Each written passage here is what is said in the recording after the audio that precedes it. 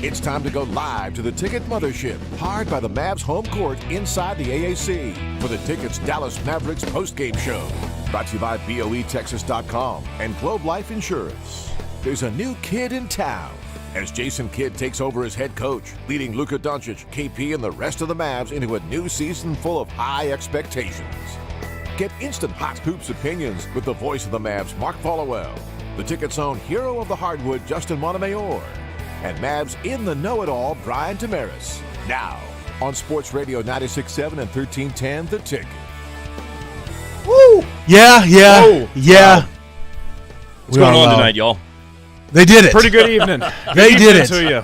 Welcome into the Dallas Mavericks postgame show here on the Ticket's social media channels.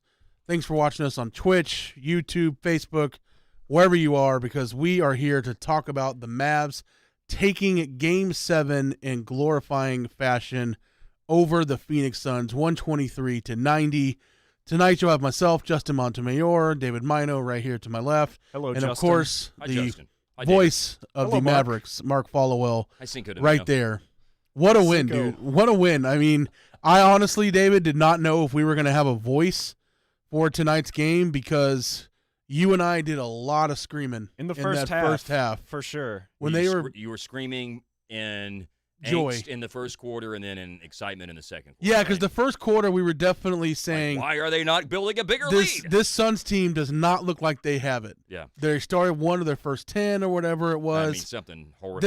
This team has absolutely got to just put their foots on their throat and end it. And it finally took them the second quarter to do that and take a 57-27 lead into halftime, a 30-point lead into halftime. And guys, this was a place where in games 1, 2, and 5, the Mavs really did not look even close to their normal selves. Right. But tonight, between how great they played and how ridiculous Phoenix played, which I think a lot of that was because of what Dallas was doing, the Mavs pulled off one of the best games we've ever seen. Yeah, you've got to give Dallas's defense all the credit for slowing Phoenix down in the first half. By the second half, it seemed like it was over. The body language for Chris Paul and Booker, the whole team looked defeated by the second half. But in the first half, I mean, offensively, when Dallas was down or was up by 10 after the first, I'm like, man, it feels like they need to be up 30 right now. It felt like they should have been up 30. I texted that to Damaris at halftime. I said, we should be up more than 30, honestly.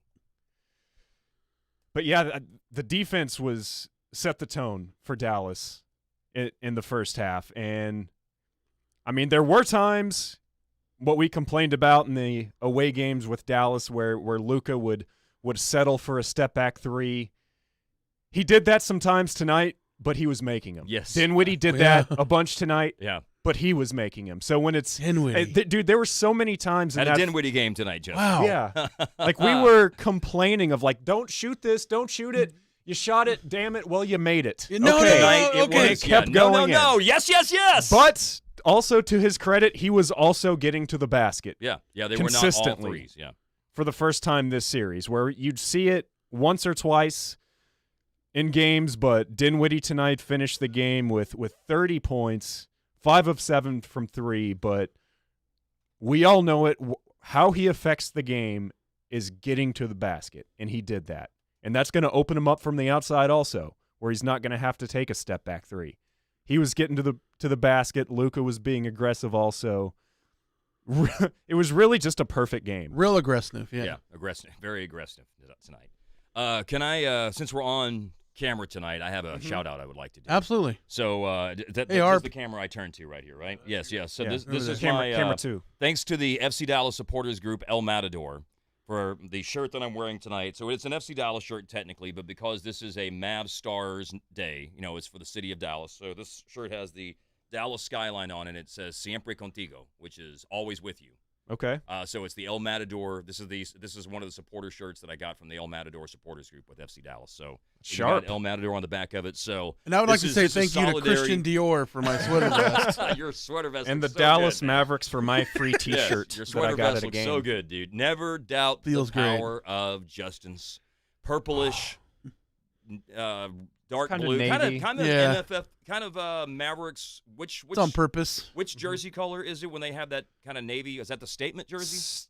Yeah, statement is dark blue. Yeah. Association is white. It's a statement Mavericks jersey color. Basically. Between that and I always have to have a barbacoa bowl before every game now, and I'm tired of them. You're just having to gag Well, that thing got, down. Yes, at you've this got point, at least, you've got at least like 4 that. more, and I think probably more than that. Totally worth it. Yes. I will shove barbacoa because- in my face as much as I have to for this team. Because I don't know if you guys know this or not, but by virtue of winning the game tonight, they are not done. The Mavericks are going to be That's playing right. in the Western Conference Finals against the Warriors starting on Wednesday. It feels great to say Yes. that. They are one of the last 4 teams in the NBA. It doesn't feel real yet. It's too soon. Maybe tomorrow morning, maybe tonight. But just to say it, in hearing it for the first time on the broadcast of the Mavericks will be in the Western Conference Finals And it will against start at the Warriors. At 8 o'clock. I'm sorry, Mino. At 8 o'clock on Wednesday night, Okay. 8 o'clock Central Time. The Western Conference Finals are all on TNT. The dates are Wednesday, Friday in Golden State, Sunday, Tuesday at American Airlines Center. Thursday, the 26th, is Game 5, if necessary, back in San Francisco. Saturday, May 28th, is Game 6, if necessary, at American Airlines Center. All these games are 8 o'clock Central Time. And then if there's a Game 7, it would be on Monday, May the 30th, and that would be at 7 o'clock Central Time when they play in San Francisco. So there you go. So that's the schedule. Man, I did like an amazing thing tonight, by the way, on the North Texas Spiral Notebook. Okay. So Man, you're just getting paid. I love it. The college I'm not getting rule paid for space. any of Yeah, these I didn't realize you'd be slocking notebooks, but I'm here not, we are. I'm not getting paid for my Spiral Notebook endorsements nor my El Matador shirt endorsement. I actually took notes tonight, which most of the time during a game, it's just all up in this In the noggin. goofball head of mine. Yeah. So this is like a few notes. You know, I don't like take copious notes or anything like that, but this would be what it was like to take a snapshot of the thought bubbles over my head during the game. So in the first quarter, from 12 minutes until the timeout at 6:30, this is what I was thinking. I sure wish someone besides Luka were making shots right now. Because we talked about this. Like a little diary. I like it. Yeah, this is my diary. No, Yeah. this is the diary of. I mean, I think we all felt like that the formula to win the game was Luka getting other people involved in the first few minutes of the game. And in the first few minutes of the game, no one but Luka could hit a damn thing. So that was a very nervous start to the game for me. Fortunately, Luka could hit a lot of damn things, and Phoenix was awful.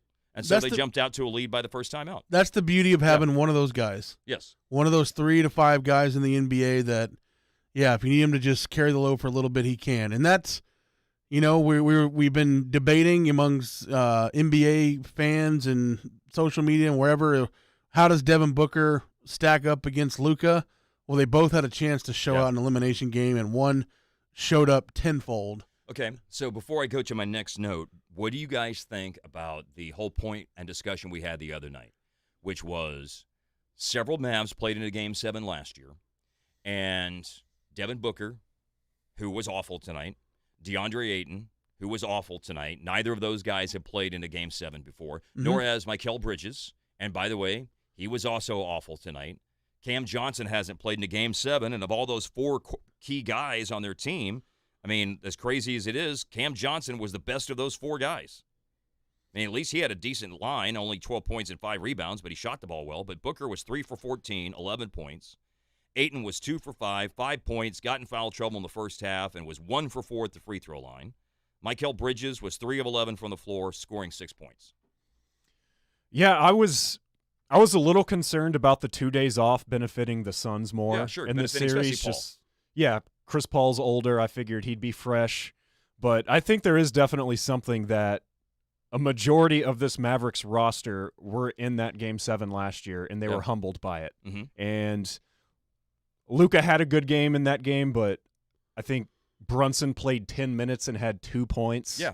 Which is what still he had insane. which is what he had in the first half tonight, but fortunately, as my notes reflect, nice Brunson at the beginning of the third quarter. When I said, play the game, not the scoreboard, you cannot have a third quarter like you did in Game 5 when they got outscored 33-14.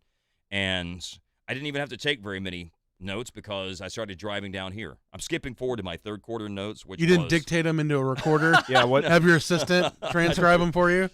Marquise Chris made a 3. That's awesome. That's awesome. Nice by Brunson. they're challenging that, which was an interesting use Yeah. of the challenge, but they hit a 3 after that. And you're up almost 40. Yeah, you're up almost 40.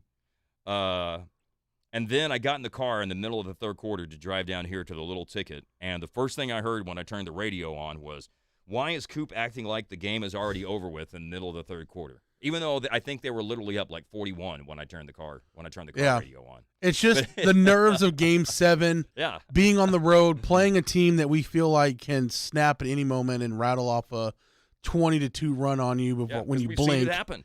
We Yeah. saw a 17-0 run happen in Game 5. I think we saw a 22-3 run or something like that happen in Game 2 in the fourth quarter. It's because we were so emotionally invested. If this was any other series and we saw a team up 35 to 45 points, we would just say, howling. "Why? What are they worried about? This game is over." But we're so in.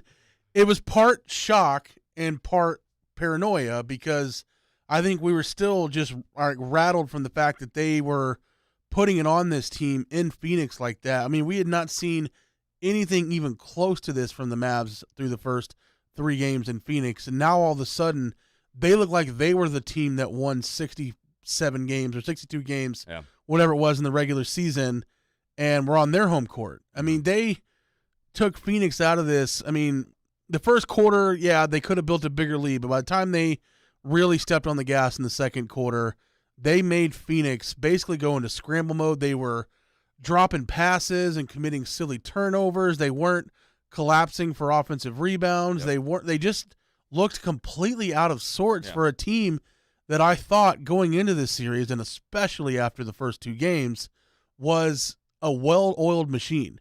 But if you had a random person just watch tonight's game, you would think the Mavs played the Orlando Magic. Yes. Well into the second quarter, I wrote down that Booker and Paul still hadn't made a shot. I also noted that I love that Luka's being aggressive because he was making step-back threes, but he and Dinwiddie were also being aggressive, so that was great. And then the run in the second quarter until the end of halftime from 29-22 ended up being a 28-5 run for the Mavs. They went from 29-22 to up 57-27 at halftime, up by 30 points at halftime on the road, and not just an NBA playoff game, which in and of itself would be an extraordinary feat, but up by 30 points in a road Game 7 against a team that was 12 games better than you were in the regular season and had blown the doors off of you in the other 3, at least in 2 of the 3 games that had been played out there. You know, the Game 1 got close at the end, and it had a final score that was closer than the game really was. But that just was jaw-dropping. Just to see how badly the Suns were playing and how well the Mavs So do you were think that's carryover from Game 6? Like the way the Mavs handled them in Game 6 here, which was obviously a great opportunity for Phoenix to close it out on the road, not even have to worry about playing a deciding game in Game 7, and the Mavs are able to snatch their soul then. You know, I was saying, right after that postgame, or right after that game during postgame, that Chris Paul to me looked like he was completely dejected. I figured, with a couple extra days of rest that he would be able to rally the troops and they'd be fine. But now that we see what happened, I kind of wonder if they lost it when they got blown out in Game 3 or Game 6. I have a theory on that, but I'll give the floor I mean, to I Mino think it's first. more of just how this game started, and definitely give the Mavs credit for that. Of just, I couldn't believe that Chris Give Paul the Mavs credit for tearing their heart out and showing it to them before they just die. locking them up on defense, Taking a what bite they out do. of it. Yeah. Like it's incredible that Paul and Booker had 3 points combined in the first half. No made field goals. I guess Booker made 2 free throws. Chris Paul was one of 2. Yeah, made 1 of 2 from the free throw line. I really think, man, I think it's something that we addressed the other night and was talked about between Game 6 and the lead up to this. Winning Game 6 here put all the pressure on Phoenix. Yep. The Mavericks were the team that was, although I don't necessarily like this saying, but they were the team that was, and I heard that even the TNT guy said this in the pregame show tonight, playing with house money.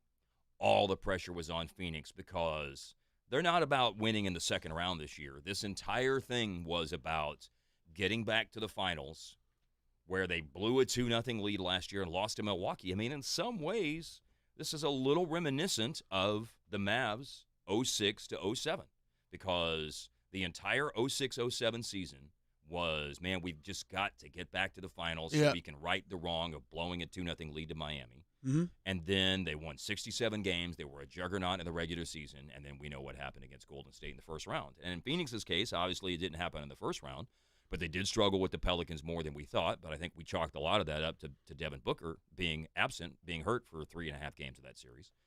But, all the pressure was on them once this thing got to a winner-take-all Game 7. Yeah, you couple that with Phoenix in 5, Phoenix in 6. They play with their food. It's just they're going to waltz their way back into the East and play whatever Eastern Conference team is beat up after going through Milwaukee and Boston and Miami. They just got to get there again. But they played a team tonight and throughout this series that they probably could have multiple times given up. They could have been down 0-2 going back home and had a bad first quarter and just gave up. But that's a testament to Coach Kidd, which we got to talk plenty about. That's a testament to their leader and Luka and just the overall grit of this team because Luka said after Game 2, we believe, man. We still believe. And you saw it tonight. I mean, this team came out in a Game 7 like to me, it didn't scream like they were in an elimination game. They just came out and said, "We're just playing a regular game. They're just playing in the backyard. Yeah, just having fun. We're gonna do what we do. I'm gonna attack Luka. I'm gonna attack. Guys get open for threes. Dinwiddie, let's get back to what makes you great, which is attacking and shooting. If they slack off you too much because they're worried about you driving, let's just do what we do best. And it felt like a team that was playing on house money. I wrote down late in the second quarter, the Mavs look like they're really enjoying this, which they were up big, so of course they are. Phoenix looks tired and pissed.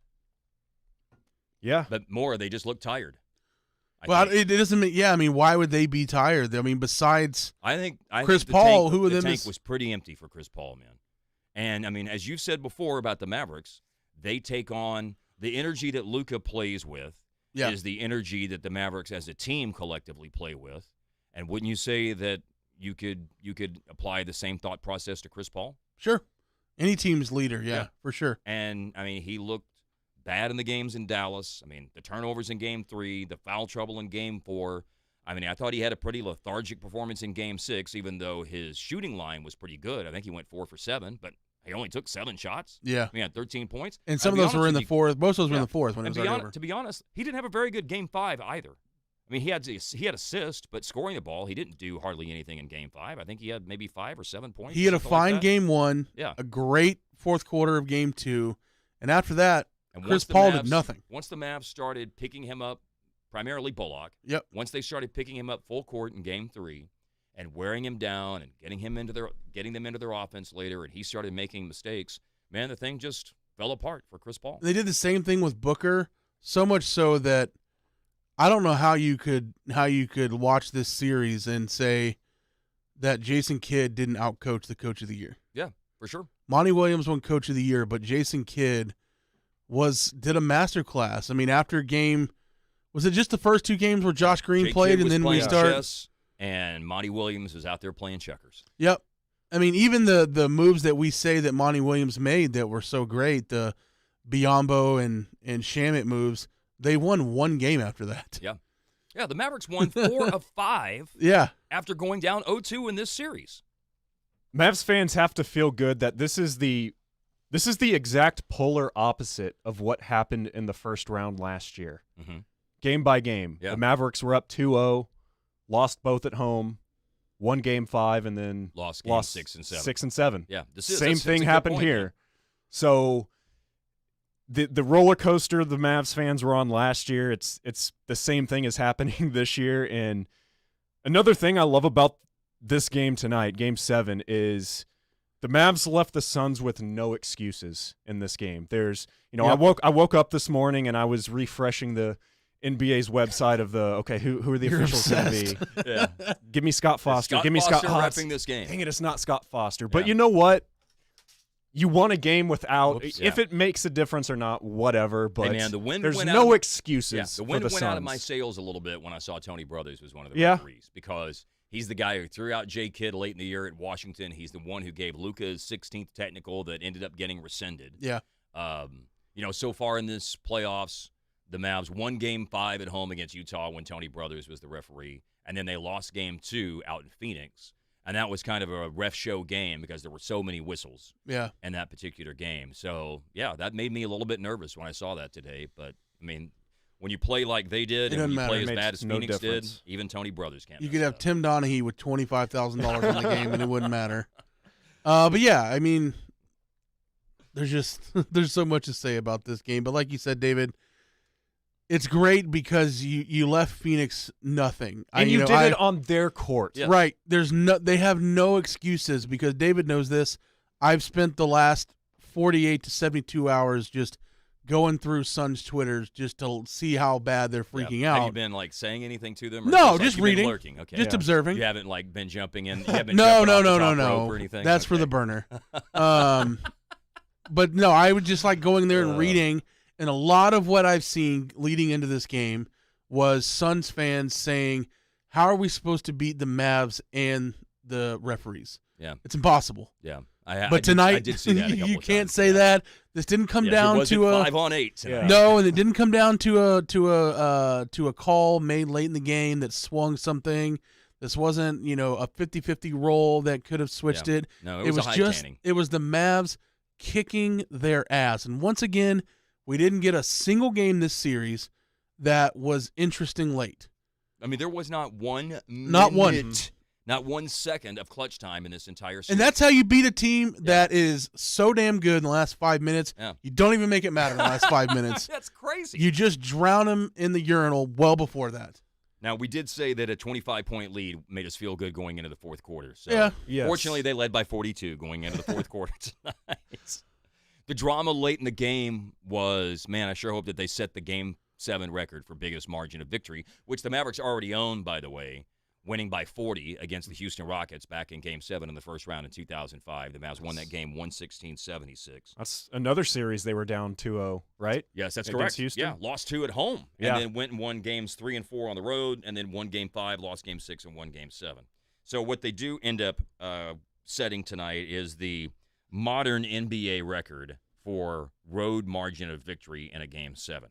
Now, the all-time NBA record is a 1948 Game 7 between the Philadelphia Warriors, Mino, and the St. Louis Bombers that the Philadelphia Warriors won by 39 points.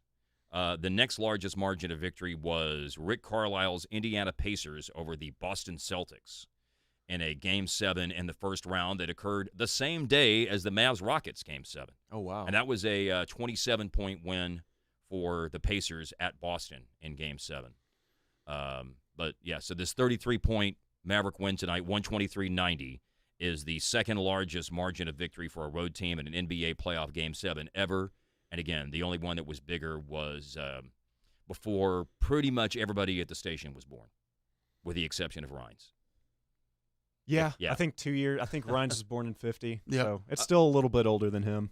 Oh, okay. So It's Reiner's not as old I as I don't thought know. he was. Norm. Norm. There you go. Yeah, Norm remembers it. Norm probably will have something to say tomorrow on his show about the St. Louis Bombers. Wonder Yeah. why they had to change their name. Or I guess they moved. Or if they changed it before then. Or they might have just went defunct, Yeah. as a lot of those Basketball Association of America teams did back in 1948. Mark, how did you? I know you talked on the post game after Game 6. You and Damaris were saying. I guess he texted you and asked how you were feeling going into the game, and you were a little uneasy about Game 6. Yeah, because my assumption was that Phoenix would show up at one game in Dallas. Did you feel differently going into this evening's game? I was cautiously optimistic because I felt, the Game 6 win was such a momentum swing and such a game changer, series changer, if you will, because it was not until that point that I feel like the pressure went back on the Suns, or even went to the Suns. I mean, of course, the Suns had some level of pressure going into the series because they're playing to win a title. Yeah. And the Mavs, I think, look, and by the way, if you ask Jay Kidd or anybody on that team, they'll say they're playing to win a title as well. Of course. But the reality is that the biggest thing that they needed to do was get out of the first round, since they hadn't done that in 11 years. And then everything after that is, I don't want to say that it's gravy, but I think, we're super happy with anything that happens past the first round.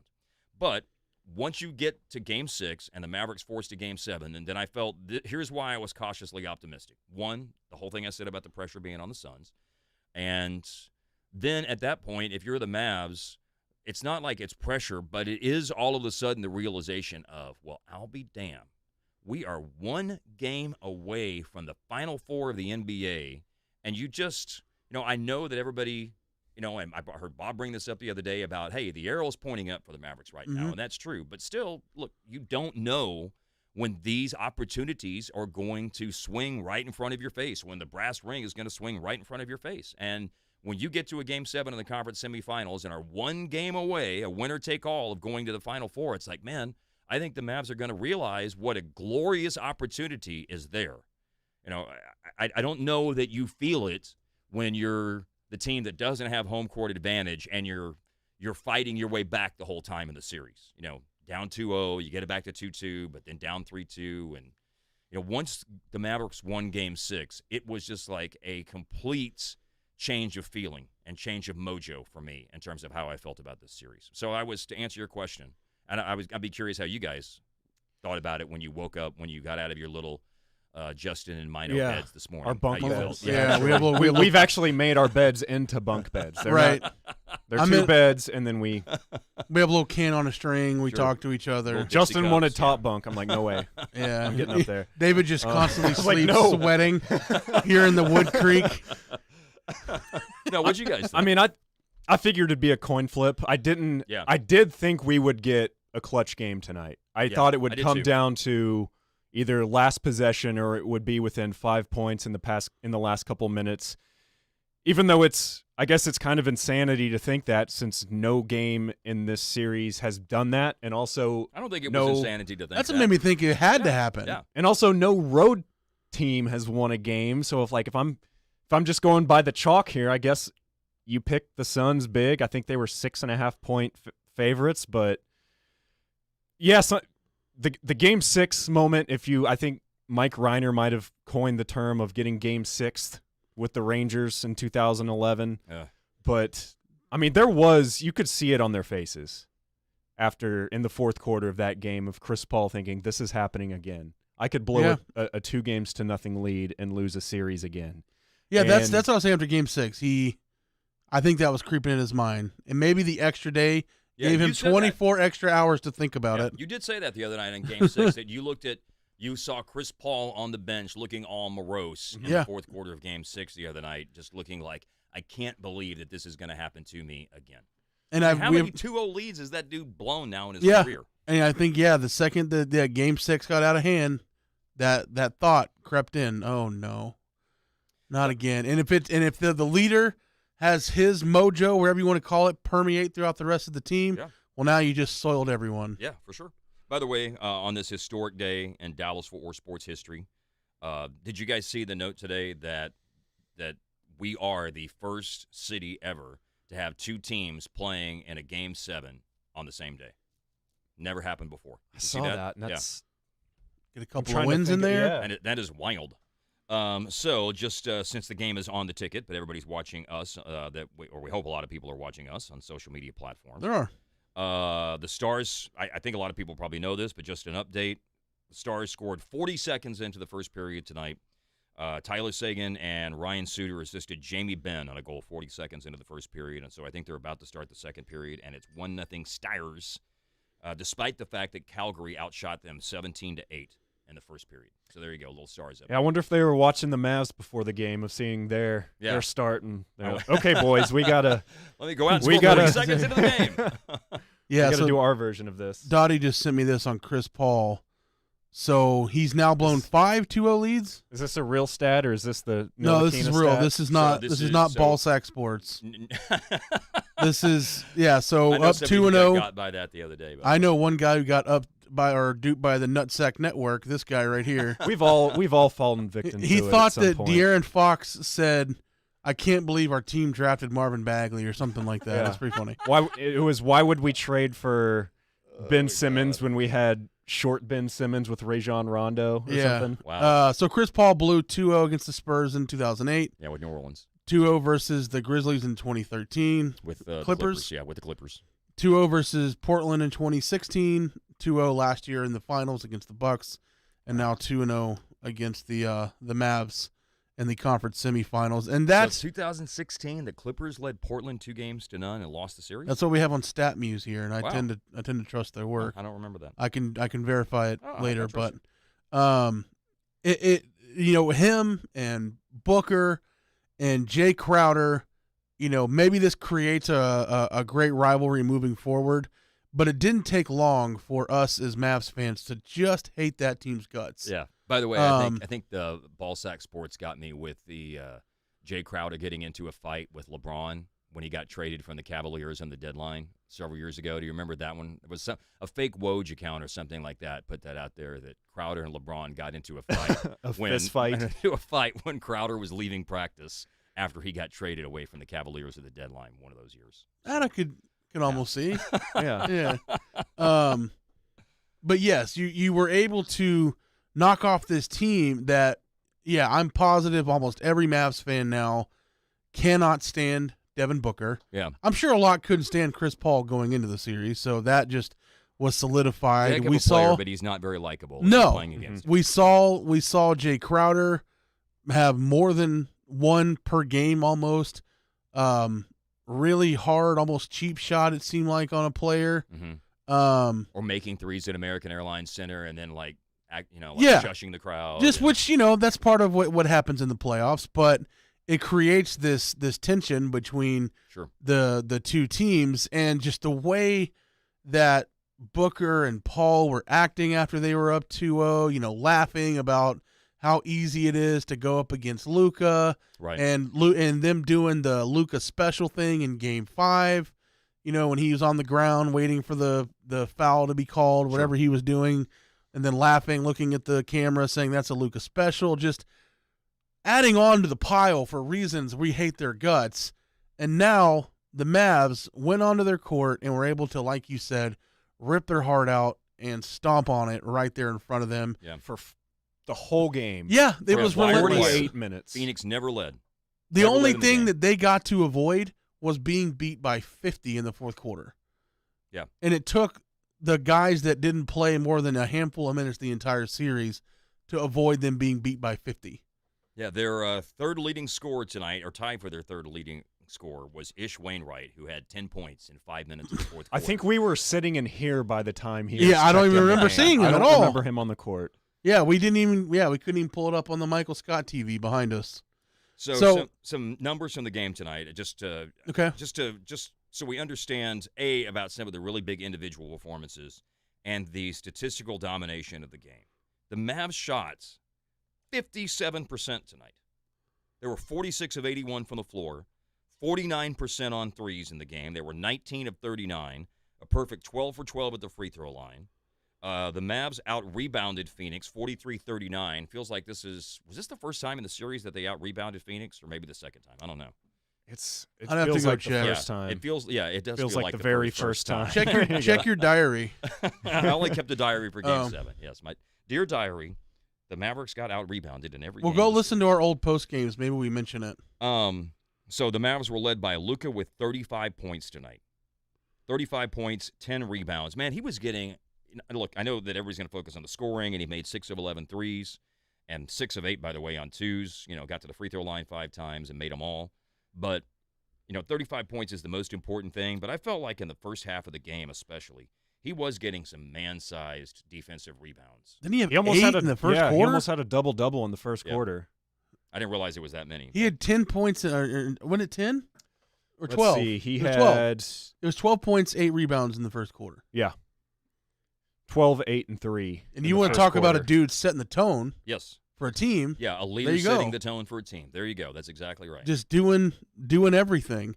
But I think that we're going to go ahead and give the Giorgio's Hot Fry Player of the Game. Is this okay if I pick the designee for this? I mean, yeah. I'm not George. The Giorgio's Hot Fry Player of the Game is Spencer Dinwiddie, who had 30 points, easily eclipsing his, on a night we're having a total lunar eclipse, and the sun's got eclipsed. Rock me. 30 points tonight for Dinwiddie. His previous playoff high was 22 in Game 1 of the series against Utah. He goes 11 for 15, and just like Game 6, he went 5 of 7 on threes. Now, that's all he did in Game 6. He took 7 shots. They were all threes. He made 5 of them. He gave him 15 big points off the bench in Game 6. But he coupled 5 of 7 on threes tonight with going 6 for 8 on 2-pointers and getting to the line for 3 free throws. And I think they were all 3 3-point plays that he completed. He kind of looked like that Dinwiddie that wanted Man. to prove himself when he first got traded here. Yes, absolutely. He looked like the Dinwiddie of late February, early to mid-March before he kind of tailed off, starting around maybe the last week of March or something. All the way, he'd made the winner in Boston, the buzzer-beating winner in Brooklyn. Yeah. And then last week of March, maybe there was a little bit of a tail off, and you guys were, we were talking during the Utah series, and we've been talking about it during this series, what's been going on. And, some of it is he's come back to earth in some of these games. Yeah. Obviously, he's not a 50% shooter from the floor over the course of his career like he was in the 23 games he played in the regular season, and not a 40% three-point shooter like he played in the 23 games with the Mavs in the regular season. I mean, he's 32 for his career. See, the Goldilocks, that thing. Yeah. But you needed to be just right. Right. Yeah, right in the middle. Yeah, get in the middle of that. But, when he has played well in the playoffs, he's had some rough games, but when he's played well in the playoffs, man, they have won. And some of his games are like partial. We were talking about this maybe after Game 5 the other night, that he's had some partial game performances that have helped the Mavs big time. I thought, his fourth quarter, in Game 3 against Utah was outstanding. On balance, I thought his Game 6 against Utah was outstanding. He helped them build a big lead in the first half of Game 4 at home against Phoenix. And then, what he did in Game 6 the other night was great. And then, the obviously signature performance he's had so far in the first 13 playoff games for the Mavs is what he did tonight. 30 points, just a phenomenal game. And great, he's the best, along with Luka. He's not dependent on catch-and-shoot three-point opportunities. When he's got it rolling, man, he is a damn good off-the-bounce three-point shooter. Yeah. And then he mixed that with going to the basket so much. So, a couple other things from tonight. You got 10 total points from Dodo and Reggie Bullock. Yeah. If you told me that happened going into the game, I would have said they lost by 30. Would have been mega concerned for sure. Yeah, so you ended up getting a total of 16 points between those two and Dwight Powell. Yeah, I would have said they were in trouble. But I don't think we can make a big enough deal out of how great this team has looked defensively, especially in their wins. Because in this playoff series, they have held the Suns to their 4 lowest scoring outputs of the whole season. Wow. So 90 tonight, because remember after Game 3, 94. They had 94, and since then they've held them to 80, 86, and then now 90. That's not a when fluke. did they score 80? I don't think they scored 80. I don't think that. I'm mixing up Game 5, but okay, they're 3 lowest. 3 lowest. It's still a heck of a 3 of their performance, lowest. man. Yeah, they've had their 3 lowest, and you can finally say too that it wasn't just feeding off the crowd of the AAC. That's what we've been saying is, well, they're having to rely on their home crowd to be able to play with that same defensive intensity. Tonight they were able to buck that trend, and they did it the best way possible, which was Game 7. I mean, we said that after Game 6. You and I talked about that this morning. Getting to where they got by taking care of business at home, they made it to where they didn't have to win a bunch of games on the road. They had to win one. They had to beat Phoenix one time in Phoenix, and they did it tonight. And in grand fashion. In the it best, makes up the for best the other ones. the best way. In resounding fashion. I'd like to avoid being hyperbolic like Corby, but this is one of the best Mav games we've ever seen. Yeah. Matter of fact, it's funny you say that because in my ridiculous getting stressed out, I said I got in the car right in the middle of the third quarter, and I think it was maybe a 41-point game. And when I turned it on, I said on the radio broadcast, Coop was saying, the Mavericks won a Game 7 when they were down 2-0 against Houston and came back to win that series and won Game 7 and set the NBA record for a Game 7 margin of victory by winning by 40. And they may outdo that tonight. And Brad Davis chimed in and said, this is the best game I've ever seen them play. And I was like, man, it's the middle of the third quarter. Let's just have the breaks. That would be it's just if ridiculous. Cold Takes Exposed had it's ridiculous to be that stressed out. But you're right. I mean, it's just what It's what we do because we're so emotionally invested. I mean, considering the way they played, the way Phoenix played, and how much the Mavs had to do with that, the circumstances and the outcome, it's hard to not say it's up there. Yeah, it's absolutely right, for sure. What By the was way, and I want to say real quick, too, like Jalen Brunson, 2 points in the first half, but had 22 points in the second half. He was a big part of, and I did write down in my diary, Justin, that what he did at the beginning of the third quarter, what he did at the beginning of the third quarter was great because there was the concern that don't play the scoreboard, play the game at the beginning of the third quarter. Make sure you don't give Phoenix any hope. Don't give them a 33-14 third quarter like they had in Game 5. And the way Brunson played at the start of the third quarter and played throughout the third quarter, and he's why they built the lead up to 46 points at one time in this game because of his dominance in the second half, scoring 22 points. Had 24 for the game and 22 of them in the second half. I mean, he was fantastic. And Kleba, we're talking defense. Kleba had 3 blocks tonight. I know he only had 3 points, but the 3 blocks, including 2 of them in the first half, felt really big when he had them. So, what Bill Simmons-esque name did you give him? Who? Kleba. Oh, Black-Eyed Kleba. Wow. Or Black-Eyed Klee. Black-Eyed Klee. Yeah. Because I was like, you sound like some Bill Simmons. That's okay. I'm that's calling good. him. I'm calling him Black-Eyed Klee from All right, now. I'm applauding that. All right, everybody can see that on Facebook Live, Twitch, proud and YouTube. of that one. Yes, you should be.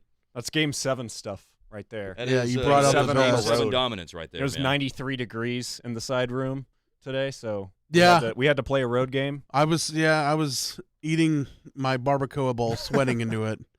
We do what we loving can. every moment of it. Can I give you guys an update? So 146 into the second quarter, Tyler Toffoli tied it for Calgary. No, But but the Mavs won. let's see. 31 seconds later, Slava Nemestikov scored for the Stars to put them up 2-1. Nemestikov from Pavelski and Robertson at 2:17 to the second quarter. And they're now about 5.5 minutes into the second quarter. The Stars are on the power play, leading 2-1 on Sports Radio 96.7 and 1310. The confidence in which you read those names shows what a pro you are. Oh, well, thank you. I appreciate that. Those aren't names. Hey, man, the way this whole thing has worked out, it has been Mavs on one night, Stars on the other night for 12 straight nights. If we can get that again, that'd be great. Yes, Let's would do it be. again. Yeah. Did you like how much we got to see like mic'd up Jason Kidd? I mean, he was like a high school coach. Like I think that's what you said, David. Yeah. He's out on the court and he's still screaming for them to get in their sets. Like even when they were up 30, he was doing that. 'Cause I've never Yeah, seen that really I from think him. he knows play the game, don't play the scoreboard.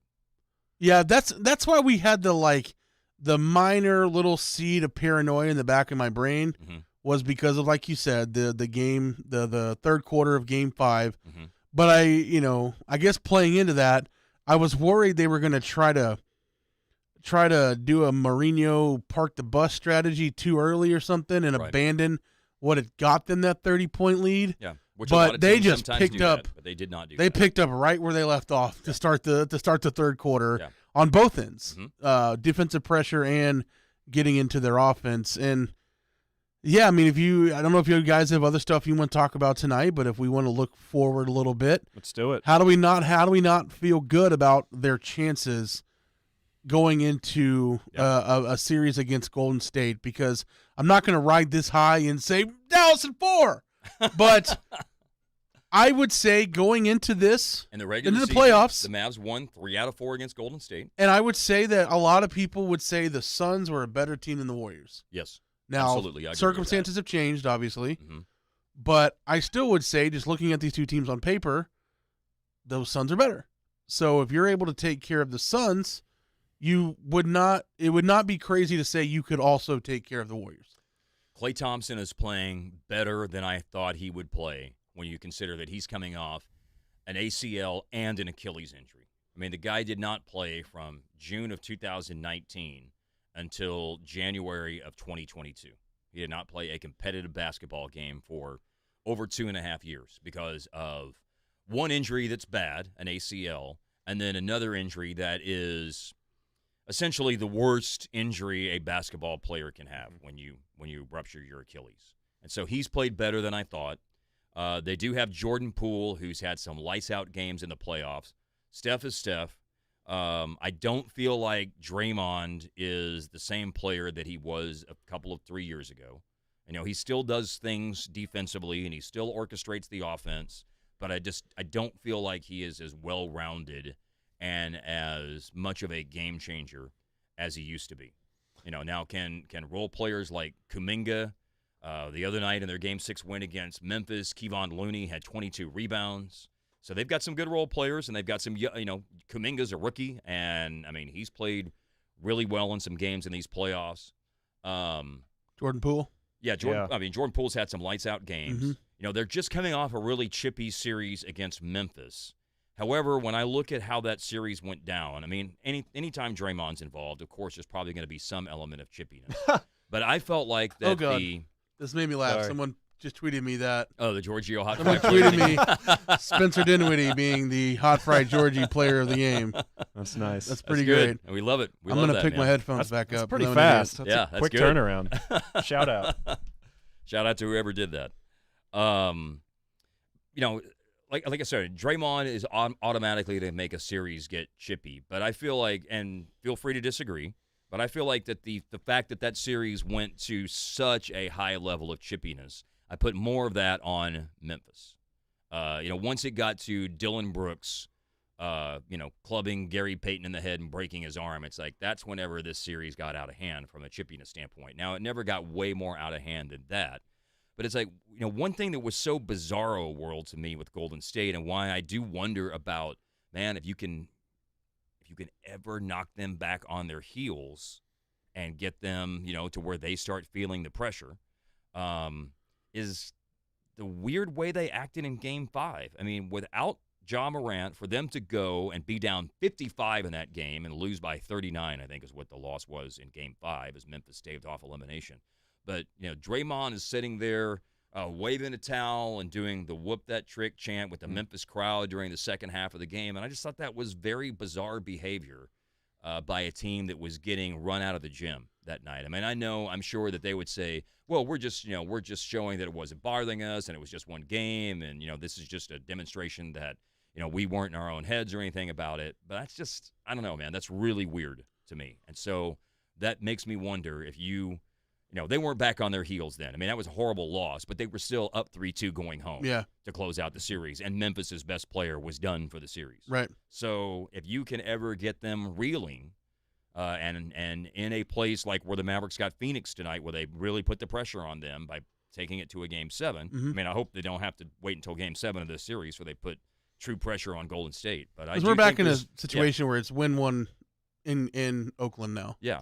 It's I do think there's a vulnerability there with those guys. It's going to be a tough series, of course, but you're right. Phoenix is better than Golden State theoretically. And with their propensity to lose by 40, the Warriors, and now the Mavs' propensity to win by 40, there you go. There's no reason to believe they couldn't win by like 80 one game. Let's slow down. I'm just saying it could happen. Slow down. The Suns were the better regular season team, but the NBA playoffs is playing Super Mario. Every level you beat, it's going to get harder and harder. And we all know that experience is a huge thing in the NBA playoffs. Yes. Golden State has the most of that out of any team. Sure. With, they've been to the top of the mountain plenty of times, but they played in 5 finals and won 3 of them. Yeah. And the core of that, 3 guys on that team have done that in terms of obviously Curry, Clay, and Draymond. I do think it's going to be a long series, though. I do think it'll go 6 or 7 games, regardless of who wins. And gosh, just to have another Game 7. Like, I don't want to take it right. And if you ask me, would I take a Game 7? I think I probably would. Like lock that in now? If you lock it into a Game 7, yeah, I'm taking it. I don't know. I'm back in the mindset of, like I said a second ago, goal 1 is to split the first 2 games and bring it back to Dallas with a 1-1 tie. Mm-hmm. Right? Like, that obviously did not happen with. And they did win a game out there right out of the All-Star break when they came back from down 19 points, I believe it was, in the fourth quarter. Yeah. Draymond wasn't playing in that game. Was Clay? Yes, I believe that he played in that game. Okay. But, I don't know that Clay was. He'd been playing for about a month or so. Yeah. But like you said, it's just taken Clay a while to kind of get back to to where he was pre-injury. On February the 27th, no, Clay did not play in that game. He was playing by then. He'd been playing for about a month, but something weird must have happened. For You know whatever what? reason. He didn't play. Gary Payton started. He was the other starting backcourt player that night. And honestly, we're showing that stuff doesn't matter. I mean, what were the Mavs coming into the series? For the last 11, 12 against Phoenix? Yeah, what were they going into the Utah series? They hadn't won a game in Salt Right. Lake City since 2016. They'd lost 11 in a row. No, I in don't Salt like Lake it City. this time because it goes the other way. But, That meaning the Mavs were 3 or 4 against right, the regular season. the Yeah, good stuff they had has Sure. to be thrown out. Sure. But still, I mean, they're there. They're in the Western Conference Finals against a team they can beat. And honestly, if I'm the Warriors or I'm a Warriors fan, I watch the way the Mavs won these games against Phoenix, and I'm a little scared because they play intense defense. We've seen that their coach can make adjustments game to game to put them in a lot better positions to win. Right. They have a superstar who can kill you at any time, and they have a handful of guys who can go nuclear from three. Mm-hmm. We've seen Dodos hit 8 threes in this run. We've seen Reggie Bullock hit. Did he have an 8? He didn't have an 8-3 game, but But he he had had 5 the other night. 5 the other night. We've Yeah. seen Kleba have 8 in a Yep, game. he had 8 in game 2. We've seen Dinwiddie have at least 5 in a couple of games. Last 2. We've seen that Bertans can get them 3 out of 4 in a 2-minute stretch. Yeah. Like, this team shoots the ball incredibly well, plays great defense, and has that guy that if they need him to go get a bucket, can do it. Is this the poster boy for roster construction if you want to win in today's NBA? Probably not. You probably want another superstar, but where we are now, I think teams have to be kind of worried. Well, you've got a 20-point-per-game score alongside Luka and Jalen Brunson. Yeah. You've got that. I mean, You have he's another averaging- ball handler to take some Yeah. of the pressure off of him if they are able to contain him, I guess, You in just some way. mentioned Bertans, by the way. He did make my diary tonight. Okay. Stop shooting from the logo in the first 3 minutes of the Your second notes are quarter. so stream of conscious. I love it. He did put on a defensive clinic in the second half, though. I think it was when you were going to get Mark at the elevator. He forced a turnover on Booker. Oh, did? Forced a Yes. bad pass. Wow. They're all bought just in, putting dude. the clamps down on defense. But don't shoot from the V in the valley Yeah. in the second quarter. I was not really wild about that, but all's well that ends well. I mean, can't complain when you win by 33. In Yeah. game 7 Yeah, on the don't road. shoot from the second R in Warriors next Please series. don't do that. Yes, no shooting from the W or anything along those lines. So you guys have any other fun thoughts from tonight? Just The gotta Mavs sit are on it. staying over in Phoenix tonight, and tomorrow afternoon they are headed to San Francisco. So they, they packed for the whole darn shooting match. Love it. Whenever they left yesterday. They're gonna party with Dirk and Lil Wayne and Travis Kelce. Who else do we have there? Oh, we had. I didn't know Travis Kelce was there. Travis I just Kelce knew that was Dirk and there. Lil Wayne were Kelsey was Yeah. there. Von Miller. Von Miller was the other one. And some dude sitting next to Larry Lil Wayne Fitzgerald. wearing Coach a cool Bro. hat. Was Coach Bro there? Didn't see Coach Bro. Yeah. Okay. He's might have been there. I didn't see him on TV. But yeah, Fitzgerald was looking pretty defeated. He's probably the one of those that's a huge Suns fan, living in Phoenix. living there for sure. But gosh, yeah. that just feels. Even if you're watching, if I'm watching an NBA game, a neutral game that I don't have much care for, and if it's an elimination game or a big game, I love seeing the home team lose, just to see the Oh, the arena fans. empty out. Yeah. And you get the surrender cobra of the hands behind the head, and The I just- tears. because we've been there. Yeah. We've been there a bunch of times, and it feels like it's just us a lot. But to see other people struggle, and when we're on the other side of it, it feels outstanding. good, yes. They can't take this away It's from not us. really a good thing to have, what is it, Schadenfreude? Schadenfreude. Schadenfreude. Okay, well. Yeah, you made it Swedish there. Schadenfreude. Schadenfreude. Yeah. It's not really a good thing to necessarily revel in somebody else's misery, but I hear what you're saying on that. Yeah, because we've been there in a Oh, bad in place a sports few we times. can. Yeah. Absolutely. Yeah. I mean, everything else in their life I hope is great, but just By the way, at 8:44 of the second period tonight, Matthew Tkachuk scored a power play goal. So is that well, good or maybe bad, it was- Justin? That made it 2-2. It's And- I'm indifferent. Yeah, It's tied. we're now past the 10-minute mark of the second quarter, so we're just over the midway point of the second quarter, and it's Stars 2, Flames 2. Well, the pressure's on the Flames. Thanks, Mark. I don't have to say what team that guy you just said plays for. Because I was locked into Mavs. Yeah.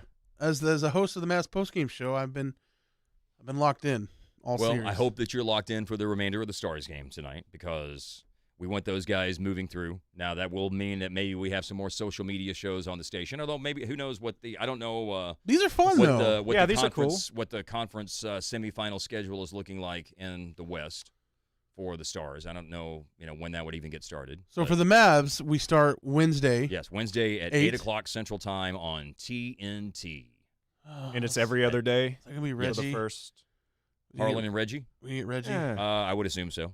Yeah, that would be my assumption. How quickly Just could win. you get your application over there? I don't think it would be accepted, to be honest with you. Yeah, so they'll be at the Chase Center Wednesday and Friday, and then Sunday, Tuesday at American Airlines Center. Do you want to? Should we discuss the issue that may happen Sunday? This is really weird because there is an issue on Sunday, and I don't know how this is going to be addressed. But on Sunday night at American Airlines Center, there is a New Kids on the Block, the mixtape tour that is scheduled for Sunday night, May the 22nd at American Airlines Center with, I believe, like In Vogue, and I can't remember who else is all part of the show. But it's going to be a good show, and now it's going to either have to not happen or, I think, presumably more likely move to Monday night because they can't. Moody Madness is my solution. Or move them to Ram Wildcat. Or move the Mavs game to College Park Center at UTA. We could play at the Super Pit in Denton. Okay. I don't understand why they couldn't just play halftime. Well, I've heard worse ideas. Or in between, when they have the Mavs dancers or the Maniacs, you just send New Kids on the Block out there. Every time out that night is a New Kids on the Block performance for one song, and then the next time out, hey, they're back. So we can change. change. I don't know what goes on because on Saturday night they're playing in Austin, and Sunday night they're here, and then Wednesday they have a show of all things in Phoenix. So either they're going to have to tell locked one of into the New Kids. Dude. they're going to have to tell one of the Wahlbergs. This to is take all off the top of his head They're too. going to have to tell one of the Wahlbergs to take a long walk off a short pier, or move the show to Monday night, I suppose, at American Airlines Center, which I guess they can do that. It's going They're to be have to, man. There's going to be a lot of 44-year-old women from Plano that are just so Distraught. pissed. So we can move. We can change from a hockey rink to an NBA court, but we can't change from a New Kids on the Block stage to a court, or vice versa. Are you suggesting that they do the show like at noon on Sunday afternoon? Yeah. And then have the Mavs Nice game little at 8 o'clock 11:30 at start, night? and the Mavs play. Look, I don't know what they're going to do, man. So, you bring up a good point. I suppose that's a possibility. So Or we give them a half of the court. And we play half Play court game ball. one. 21. Yeah, game Gosh. 3, I guess. Make it take it. We figure it out. Well, that We is adapt. Sounds like one of Kid those good could do it. problems. Yeah, I feel like maybe the NBA just scheduled it this way, thinking, "Oh, well, we're not going to have to worry about that because Phoenix is going to win." Well, what are you going to do now? What are you going to do now, Adam Silver? Let me email you and find out. How likely were you to go to this concert if the Mavs didn't play that night?